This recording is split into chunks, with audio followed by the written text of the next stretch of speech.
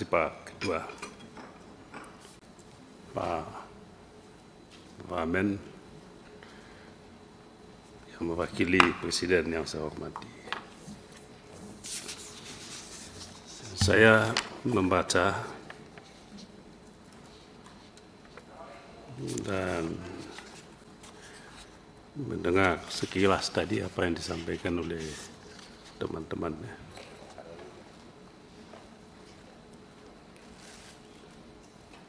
Saya setuju sekali apa yang tadi disampaikan oleh Pak yang terhormat Dr. Dahlan dan Pak JB. Pak JB ini kadang-kadang lupa saya namanya. JB nama lengkapnya siapa? Iya. Pak Johan Budi.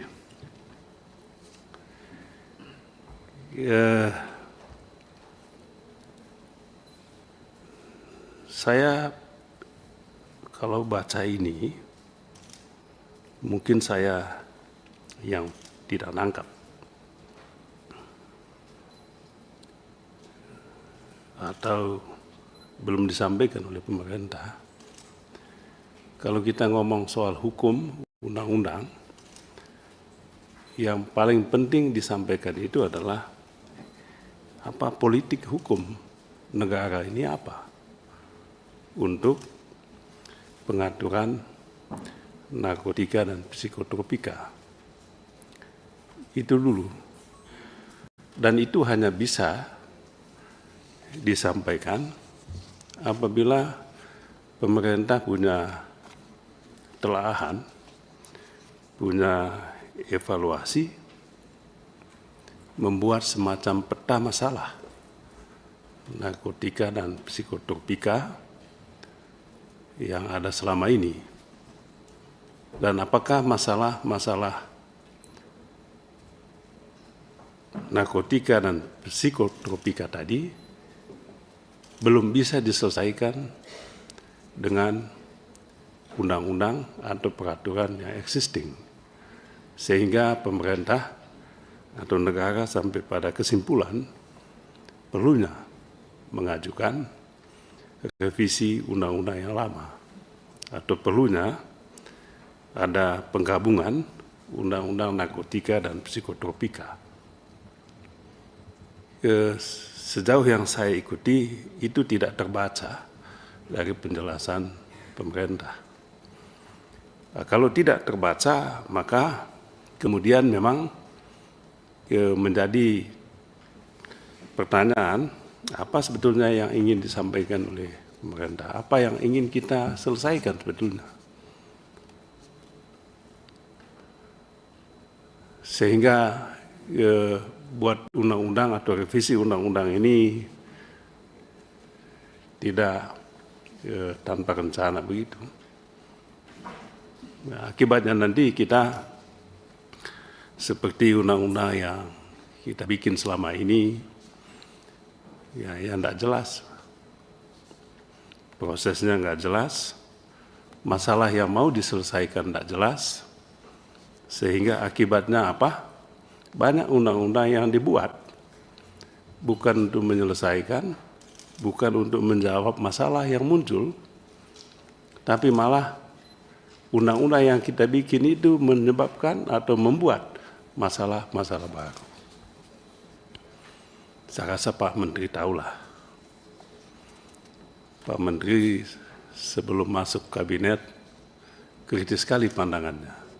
Walaupun saya banyak tidak setuju. Ya, walaupun banyak saya tidak setuju pandangannya. Tapi begitu masuk ke dalam sistem, dikerangkeng beliau. Dia apa? Disandra Pak Arsul, disandra ini Pak Menkumham kita ini. Tapi yang tidak masalah itu kan pilihan. Nah, kadang-kala di luar itu lelah juga. Di luar pemerintahan itu letih juga. Sehingga begitu ada tawaran ya udah langsung aja masuk. Padahal begitu masuk ya kita dijebak, ya mau tinggalkan lagi ya tidak enak. Jadi harapan saya Pak Wamen bisa membuat semacam telahan masalah fundamental kita di bidang ini apa sebetulnya. Kalau masalahnya pada level pelaksanaan, implementasi undang-undang, maka itu yang harus ditegakkan. Tapi kalau memang undang-undangnya yang menjadi masalah, ya kita perbaiki. Itu harapan kami untuk disampaikan oleh pemerintah untuk memberikan argumentasi pentingnya penggabungan dua undang-undang, undang-undang narkotika dan psikotropika ini. Malah kalau bisa, mengapa nggak digunakan pendekatan omnibus seperti undang-undang kesehatan? Ya, saya setuju dengan omnibus, tapi ya dibikin dengan benar lah.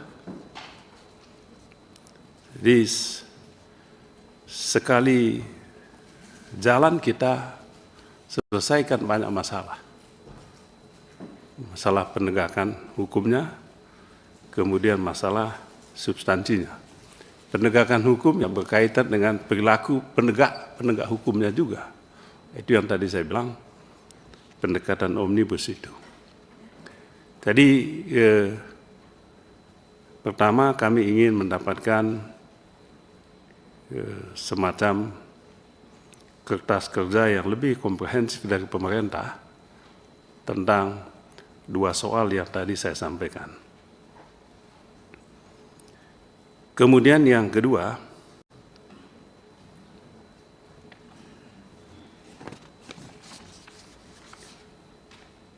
politik negara kita sebetulnya untuk narkotika dan psikotropika ini, kalau saya tidak salah, sudah jelas bahwa narkotika dan psikotropika itu adalah barang yang haram secara hukum. Kan begitu, betul nggak itu? Jadi negara kita melarang narkotika dan psikotropika beredar. Betul kan gitu Pak Fabian? Itu politik negara kita. Tidak boleh ini.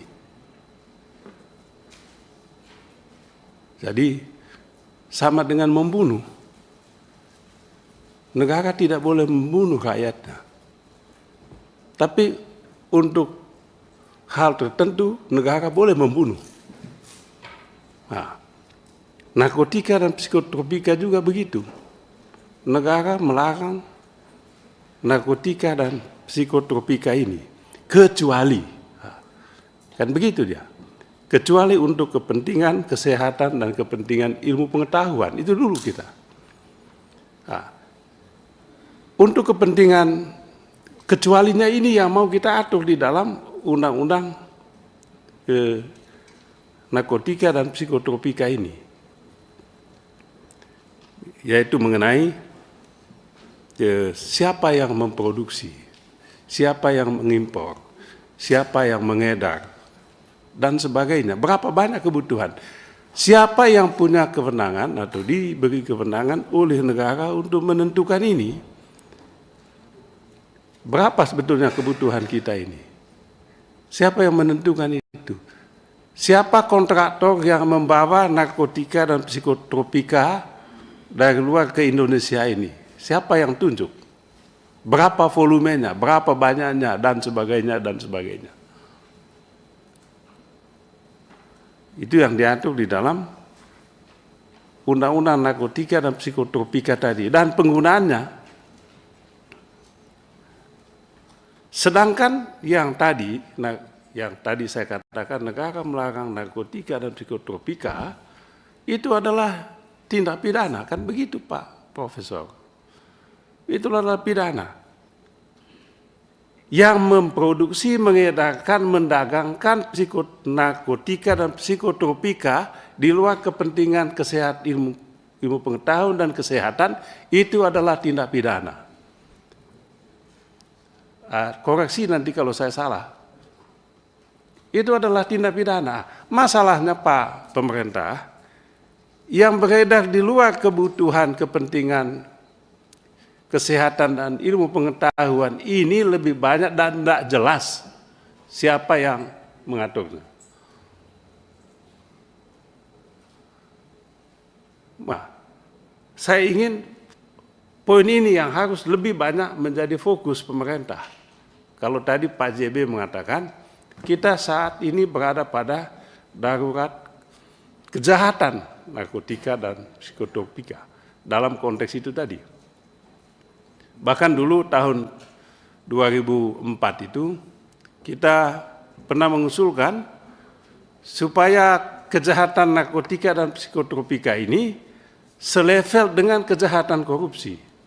Dia masuk dalam extraordinary crime. Untuk pedagang, produsen, distributor itu, bukan pemakai. Kalau pemakai itu simple, bawa aja dia ke lembaga sosial rehabilitasi.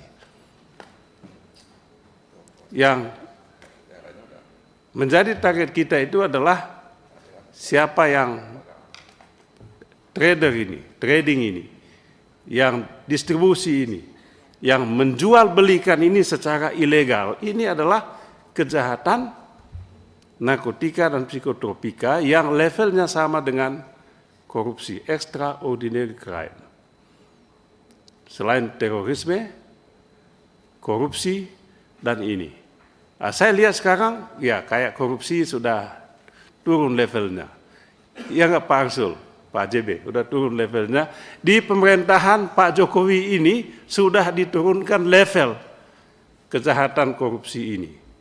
Dari kejahatan extraordinary crime menjadi ordinary crime. Setuju Pak Arsul? Ya, karena mereka ini kan masih lekat sama pendukung pemerintah. Kalau enggak ya di depak atau nanti di ya atau ketuanya diancam-ancam itu. Jadi itu yang terjadi saat ini. Apalagi ini. Saya senang sekali tadi yang menyampaikan bahwa kejahatan narkotika dan psikotropika ini sudah masuk dalam darurat kita. Itu disampaikan oleh politisi-politisi pendukung pemerintahan Jokowi. Betul sekali. Saya dukung itu Pak JB.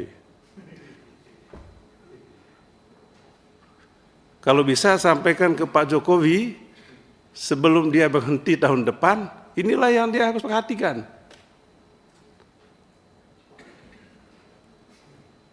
Undang-undang yang membuat KPK lesu, cobalah direvisi lagi Pak Wamen. Itu juga ini. Itu legasinya. Jadi kalau ada yang bertanya saya, Pak Arsul itu tanya, Pak Beni, Pak BKH, perubahan apa? Ini salah satu perubahan yang mau kita perjuangkan. Mengubah komitmen lesu pemberantasan narkotika dan psikotropika supaya kuat kembali. Ya mohon maaf, lesu darah kita. Pemberantasan, komitmen pemerintah terhadap kejahatan-kejahatan ini makin melemah. Dan kita mau ubah semangat itu. Semangat lemah kita kuatkan kembali. Yang sudah gelap kita kasih lilin Pak Arsul supaya terang kembali. Kalau jalannya tidak kuat, kami pandu supaya pemerintah ini bisa lebih kuat lagi melawan kejahatan-kejahatan ini. Jadi mohon maaf, memang pemerintah sangat lemah di dua kejahatan yang paling kita takuti ini. Kejahatan korupsi dan narkotika dan psikotropika ini lemah. Dan kami siap membantu, menopang, menuntun. Kalau jalan digelap, kita kasih lilin. Kalau jalan sudah tertati-tati, kita kasih tongkat. Supaya pemerintah ini sukses sampai akhir masa jabatannya. Itu saja Pak Arsul, Pak Ketua. Terima kasih banyak. Pak Wamen, semangat itu kata Pak